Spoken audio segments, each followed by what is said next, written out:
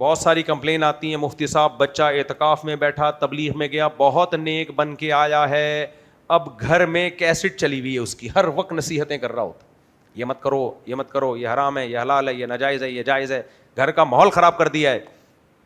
ہمارے حضرت مفتی رشید احمد صاحب دین پہ بڑے مضبوط تھے، لیکن بتایا کرتے تھے جب کوئی گھر میں فرد دیندار بن جائے تو تبلیغ نہ کرے، خدمت بڑھا دے اپنی. کیا بڑھا دے؟ بولو، خدمت، بس اور کچھ نہیں، منہ سے کچھ نہ بولے. پہلے سے زیادہ ماں باپ کی، بہن بھائیوں کی خدمت شروع کر دے، بس اتنی تبلیغ کیا ہے، کافی ہے. اگر یہ درد سر بن جائے گا نا، یہ مت کرو، وہ مت کرو، یہ کہیں گے یار کاش یہ پہلے پیدا ہو جاتا، ہم بعد میں. باپ یہ بن گیا ہے، حالانکہ پیدا بعد میں ہوا ہے. قیامت کی علامت ہے کہ باپ اپنے باپ کو پیدا کرے گا. حدیث سے ہی پتہ چلتا ہے.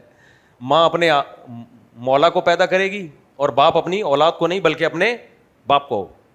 لبرل گھروں میں تو یہ ہو گیا ہے، بچے پیدا ہونا بند ہو گئے، ابا پیدا ہو رہے ہیں.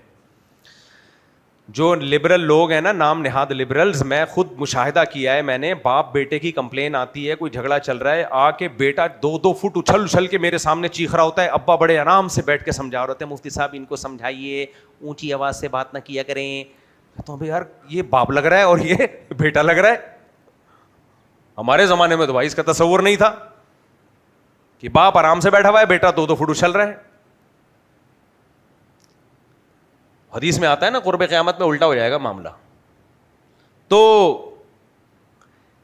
حکمت، اور یہ حکمت ہر ایک کے لیے ضروری ہے کہ کون سی بات کس وقت کہنی ہے. حضرت مفتی شفیع صاحب رحمہ اللہ تعالی، اللہ ان کی قبر کو نور سے بھر دے، مفتی اعظم پاکستان تھے، بڑی پیاری بات کہہ کر چلے گئے. فرمایا کہ اگر حق بات بیان کی جائے موقع پہ، چند چیزیں دیکھ لی جائیں کہ بات کس کے سامنے بیان کرنی ہے، کس انداز سے بیان کرنی ہے اور کس وقت بیان کرنی ہے. یہ 3 چیزیں اگر ملا کے حق کو بولا جائے تو ہو ہی نہیں سکتا کہ فائدہ نہ ہو حق کا. کس کے سامنے کس طرح سے بات کرنی ہے یہ تمیز ہونی چاہیے. بات کے لیے الفاظ کیا ہونے چاہیے، سلیکشن آف ورڈ یہ پتا ہونا چاہیے، اور موقع کون سا ہونا چاہیے یہ بھی بہت اہم ہے. یہ جب تک 3 چیزیں آپس میں جمع نہ ہو جائے، حق بیان کرنا فائدے کے بجائے نقصان پہنچاتا ہے. سمجھ میں آ رہی ہے بات کہ نہیں آ رہی ہے؟ تبھی میں شادی بیاہ کے موقع پہ دینی بیانات نہیں کرتا. میرے تجربے ہیں، مجھے لوگ بلاتے ہیں ہمارے بچے کی شادی، آپ ہال میں آ جائیں بیان کر دیں، بھائی نہیں. وجہ اس کی ہے کہ وہاں لوگ مرغے پھوڑنے آئے ہوئے ہوتے ہیں، حلال و حرام سننے نہیں آتے. جب بھی جاؤ بیان کرو، کوئی ادھر منہ کر کے بیٹھا ہوا ہے، کوئی ادھر منہ کر کے بیٹھا ہوا ہے، کوئی کھانے کے انتظار میں بیٹھا ہوا ہے، بہت آدھا گھنٹہ تو ان کو اپنی طرف متوجہ کرنے میں لگتا ہے. بہت سے بیزار ہوتے ہیں کہ یار یہ مولوی ادھر بھی گھس گیا. بہت سے لوگ مولویوں سے بیزار ہیں، وہ نہیں چاہتے مولویوں کو سننا. آپ زبردستی جب ان کو سناؤ گے تو وہ قریب آنے کے بجائے اور دور بھاگیں گے. تبھی ہم نے باہر کا اسپیکر بند کیا ہوا ہے، بھائی جو سننا چاہتا ہے آ جائے ادھر، نہیں سننا چاہتا تو جائے کسی اور کو سن لے. ایک مولوی صاحب شادی کے موقع پہ، شادی ہوئی ہے، کھانا وانا ابھی شروع ہونے والا ہے، بہت گڑ گڑا کے رو رو کے دعائیں کروائیں جو ختم قرآن پہ کرائی جاتی ہے.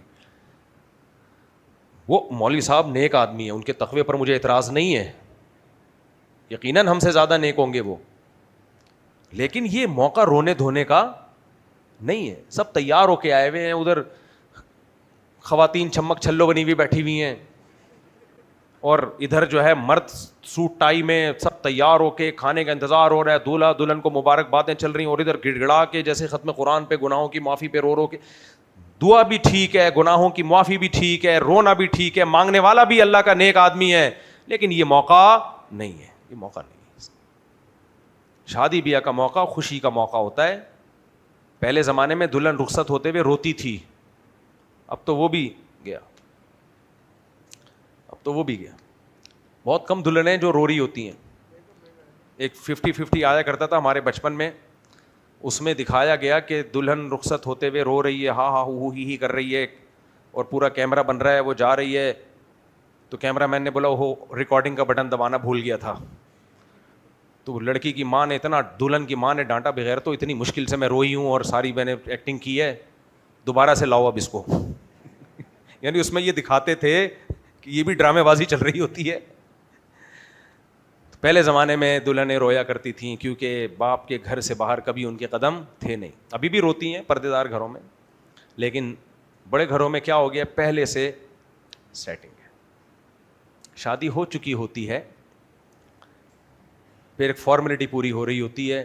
ہم سنا کرتے تھے کہ دلہن اپنی شادی میں ناچے, یعنی یہ مثال دی جاتی تھی کہ یہ تو ناممکن ہے, لیکن لوگ بتاتے ہیں اب یہ بھی ممکن ہو گیا ہے.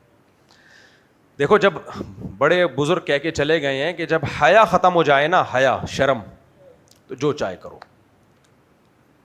بہت سی چیزیں شرم سے کی وجہ سے, نبی صلی اللہ علیہ وسلم نے فرمایا الحیاء جزء من الایمان, حیا ایمان کا ایک حصہ ہے.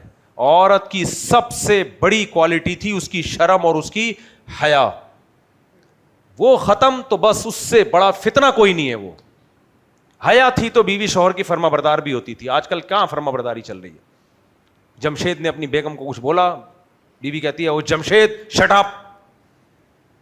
وہ میں نے بتایا تھا نا فراز شٹ اپ. ہمارے ایک جاننے والے آرمی میں کیپٹن تھے, وہ کیپٹن سے سب لوگ ڈرتے تھے, بارڈر پہ جاتے تھے ٹھیشن ٹھیشن, اتنی بہادری. وہ تھوڑے ماڈرن تھے, انہوں نے اپنی بیگم کو پہلی رات میں بتا دیا کہ دیکھو میں فراز میرا نام ہے. بھائی کیپٹن بہت سارے فراز ہیں, کوئی کیپٹن فراز یہ نہ سمجھے کہ میری بات ہو رہی ہے, میں تو 20-25 سال پرانی بات کر رہا ہوں. تو انہوں نے اپنی بیگم کو, ماڈرن تھے وہ, ہمارے گھر والوں نے مجھے بتایا وہ ان کی وائف کی سہیلی تھی. تو کیپٹن صاحب نے اپنی بیگم کو پہلی رات میں بتا دیا, ماڈرن بننے کی کوشش ہو رہی ہے نا, دیکھو میں تمہارا آج سے ہسبینڈ نہیں ہوں, فرینڈ سمجھنا مجھے. کیا سمجھنا؟